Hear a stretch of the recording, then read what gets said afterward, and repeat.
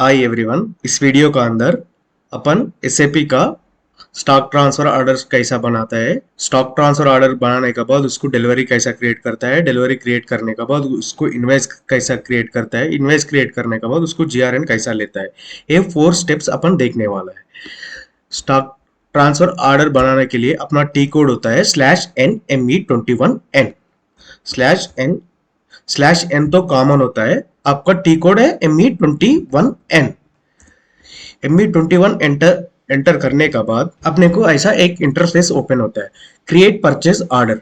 अपने को जो ME21 जो टी कोड है, अपने को स्टॉक ट्रांसफर ऑर्डर बनाने के लिए भी एक ही टी कोड है, अपने को परचेज ऑर्डर बनाने के लिए भी एक ही टी कोड है।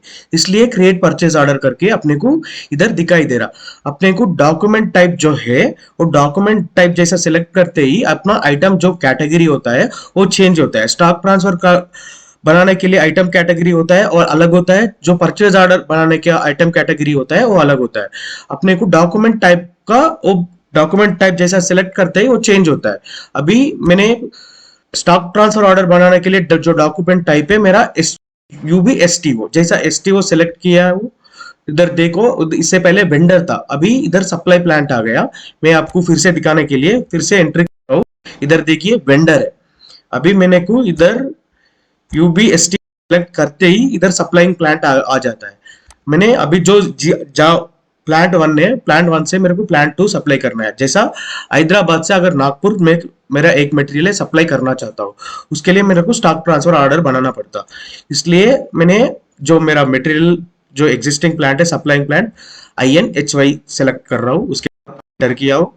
उसके बाद परचेज आर्ग टैब का अंदर परचेज ऑर्गेनाइजेशन डेटा और कंपनी परचेज ग्रुप डेटा और कंपनी कोड, ये 3 चीज देना पड़ता अपने को, मैंडेटरी है 3 चीज। अगर एक ये बिना ये 3 चीज अपने को परचेज ऑर्डर बनाने का नहीं होता है, स्टॉक ट्रांसफर ऑर्डर बनाने का भी नहीं होता है।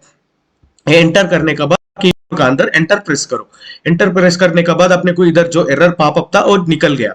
अगर आप और एक्स्ट्रा डिटेल्स डालना चाहता है तो इधर डाल सकते हैं। अगर कंडीशंस वगैरह जो भी डालना है तो डाल सकता है। जो इधर एड्रेस है, सप्लाई का एड्रेस इधर दिखाई देगा। मेरा जो सप्लाई प्लांट है हैदराबाद है, वो हैदराबाद का डिटेल्स इधर दिखाई देगा और एडिशनल इंफॉर्मेशन भी इधर दिखाई देगा, इधर स्टेटस भी दिखाई देगा। आप चेक करना है तो चेक कर सकता है। मैं अभी इसके लिए क्लोज कर रहा हूँ।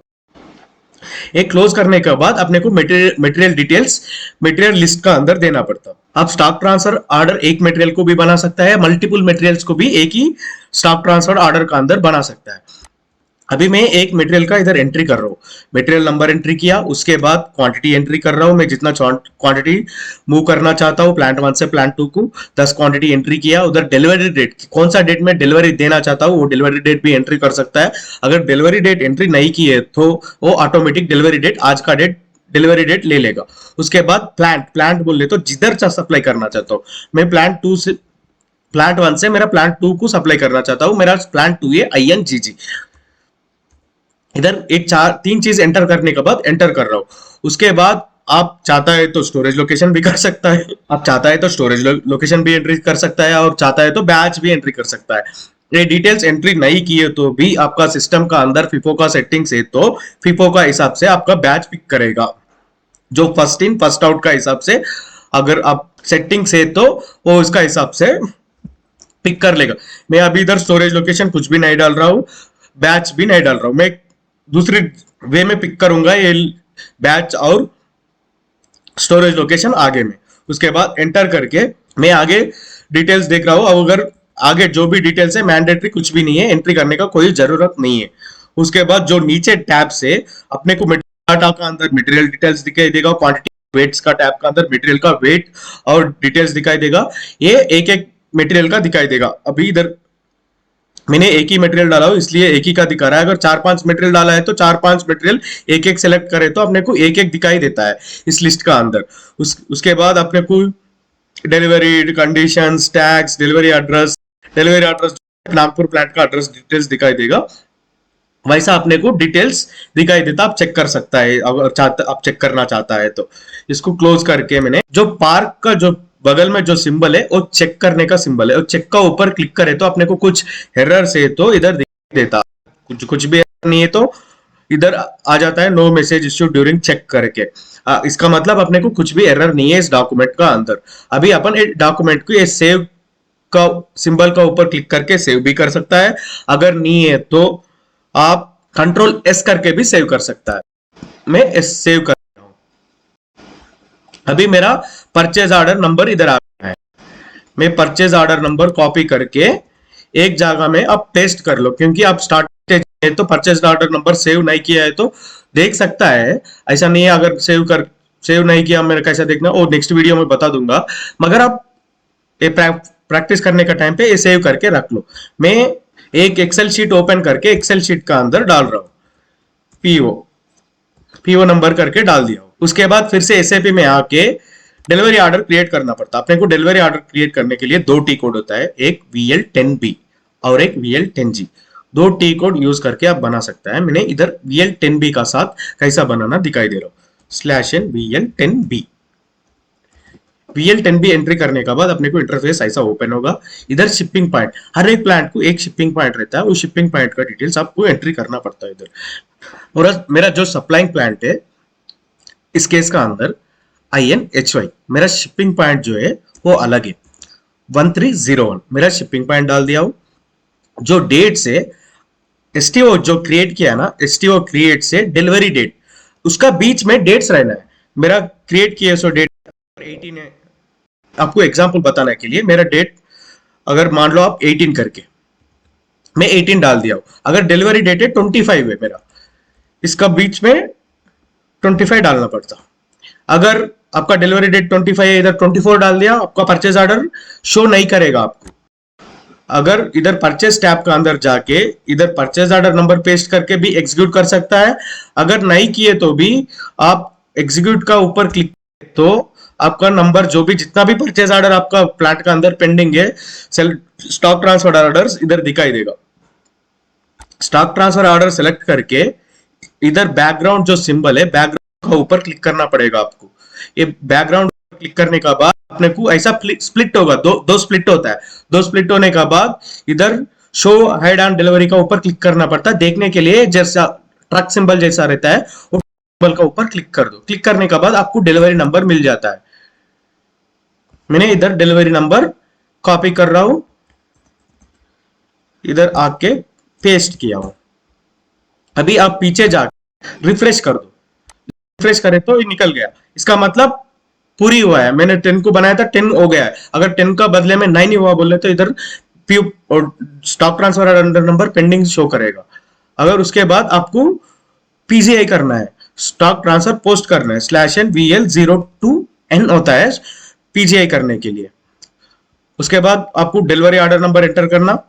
उसके बाद एंटर क्लिक करने के बाद अपने को आइटम ओवरव्यू का टैब दिखाई दे रहा है ना, item overview tab, picking, loading, transport, status overview, ऐसा कुछ टैब से अपने को दिखाई दे रहा है। आपका एसएप का सेटिंग का हिसाब से आपको टैब्स दिखाई देता है। आइटम ओवरव्यू, पिकिंग टैब तो मैंडेटरी है, वो 100% आपको दिखाई देगा। आइटम ओवरव्यू का टैब का अंदर आपका आइटम डिटेल्स दिखाई दे रहा। आपको इसको शिप करना है तो पहले पिक करके कंफर्म करना पड़ता। अभी इधर जो पिकिंग का टैब पर क्लिक करे तो ओवरऑल पिक स्टेटस ए करके दिखाई दे रहा है, नॉट येट पिक्ड। अभी अपने को ये पिकिंग करना पड़ेगा, बैच का हिसाब से पिक करना पड़ेगा। ये बैच नहीं आया क्योंकि मेरा सिस्टम का अंदर FIFO सेटिंग नहीं है। मैं FIFO, अगर FIFO सेटिंग है तो ये बैच ऑटोमेटिकली आ जाता है। अभी अपने को मैन्युअली बैच सेलेक्ट करना पड़ता। ये लाइन को सेलेक्ट करके अब बैच स्प्लिट का ऊपर क्लिक करो। बैच स्प्लिट का ऊपर क्लिक करके आपका बैच इधर डालना पड़ेगा। आप MB52 में नहीं तो MMB में जाके आपका बैच चेक करके इधर आपका बैच एंट्री करो। अगर चेक कैसा चेक करना नहीं आता है तो मेरा प्रीवियस वीडियोस को देखो, बैच कैसा चेक करना मैं ऑलरेडी बता चुका हूं। आप बैच एंट्री करके आपका स्टोरेज लोकेशन एंट्री करो। स्टोरेज लोकेशन मेरा 1 है। उसके बाद एंटर कर दो। मेरा क्वांटिटी है 10 पिक करने का है। मैंने अभी आपको दिखाने के लिए सिर्फ 5 पिक कर रहा हूँ। 5 पिक करे तो इधर ओवरऑल पिक स्टेटस क्या आ रहा, पार्शियली पिकड करके आ रहा है क्योंकि आधा ही पिक किया मैंने। अभी मेरे को कंप्लीट पिक करे तो फुल्ली पिकड करके आ जाता। अभी इसको पोस्टिंग करने अलाउ करेगा सिस्टम। अभी मैंने पोस्ट गुड्स इश्यू का ऊपर क्लिक कर रहा हूं, देखिए एक पोस्ट गुड इश्यू हो गया। अभी अपने को इनवाइस बनाना पड़ेगा। इनवाइस बनाने के लिए टी कोड होता है VF01/N VF01 एंटर करने के बाद अपने को इधर डिलीवरी नंबर एंट्री करना पड़ता, उधर बिलिंग टाइप में आपका बिलिंग टाइप डालना पड़ेगा। एंटर करके मेरा बिलिंग टाइप है ZSTO डाल के एंटर कर रहा हूं। एंटर करे तो अपने को एक क्वांटिटी वगैरह डिटेल्स दिखाई देगा। मेरे को कुछ सेटिंग का कमी है इसलिए जीरोस दिखा रहा है। उसके बाद सेव करो। सेव करे तो आपको इनवाइस नंबर दिखाई देगा। एक प्लांट से आउट हो गया है। अभी दूसरी प्लांट का अंदर जीआरएन लेने का है। अगर जीआरएन लेने से पहले ये डिटेल्स अपने को इन ट्रांजिट में भी चेक कर सकता है। इन ट्रांजिट का वीडियो मैंने कैसा चेक करना ऑलरेडी शॉर्ट वीडियोस में बता चुका हूँ, वो वीडियोस देख के आप सीख सकता है। अभी मुझे इसको जीआरएन लेना है। जीआरएन लेने के लिए टी कोड होता है MIGO। मीगो एंटर करने के बाद अपने को जो इधर गुड्स रिसिप्ट बॉक्स है A1 गुड्स रिसिप्ट रहना, क्योंकि अपन स्टॉक रिसीव कर रहा है तो A1 गुड्स रिसिप्ट रखना है इधर। उसके बाद आउटबाउंड डिलीवरी रखना। उसके बाद नंबर डालना पड़ता, क्योंकि अपने को जो स्टॉक ट्रांसफर रिलेटेड होता है आउटबाउंड डिलीवरी होता है, नहीं तो आउटबाउंड डिलीवरी का रिलेटेड इनबाउंड डिलीवरी की क्रिएट करे तो इनबाउंड डिलीवरी रहता है। अभी मैंने तो इनबाउंड डिलीवरी क्रिएट नहीं किया, इसलिए आउटबाउंड डिलीवरी रख दे रहा हूं। उसके बाद आउटबाउंड डिलीवरी का नंबर एंट्री कर रहा हूं, एंटर कर रहा हूं। एंटर करने के बाद bill of lading, adder tax, JIGR slip, ये सब कुछ आप एंटर कर सकता है। उसके बाद आपको जो जीआरएन लेना चाहता है वो जीआरएन मटेरियल को सिलेक्ट कर दो। अब कौन सा स्टोरेज लोकेशन का अंदर लेना चाहता है, वो स्टोरेज लोकेशन एंट्री करना पड़ता है। इधर नीचे आ गए डिटेल्स दिखाई देगा आपको। मटेरियल क्वांटिटी मेरे को 10 क्वांटिटी है, 10 क्वांटिटी को जीआरएन लेना है। वेयर तो रिकेट का अंदर स्टोरेज लोकेशन मेरा इधर, इससे पहले 0001 से आउट किया ना, मैं 0001 से भी ले सकता हूँ जीआरएन, नहीं तो दूसरी लोकेशन बोले तो दूसरी लोकेशन पे भी ले सकता हूँ। अभी दूसरी लोकेशन RBFG में सेलेक्ट करके मैं एंटर कर रहा हूँ। एंटर करके जो परचेज ऑर्डर डिटेल्स वगैरह इधर देख सकता है आप। तो बैच आउट किया है और बैच ऑटोमेटिकली इधर आएगा। अगर फिजिकली आपको गलत बैच मिला है तो आप मैनुअली चेंज भी कर सकता है। उसके बाद आइकन का ऊपर क्लिक कर रहा हूं, कुछ एरर्स आया, पोस्ट कर रहा हूं।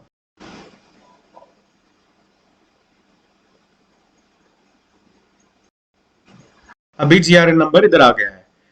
यही फ्रेंड्स, ये स्टॉक ट्रांसफर ऑर्डर क्रिएट करके जीआरएन लेने का प्रोसेस है। ये 2 स्टेप STO बोलता है। अगर ये वीडियो आपको अच्छा लगता है तो मेरा चैनल को सब्सक्राइब करो, लाइक करो। ऐसा इस तरीका का वीडियोस के लिए नोटिफिकेशन हमेशा ऑन में रखना। Thanks for watching.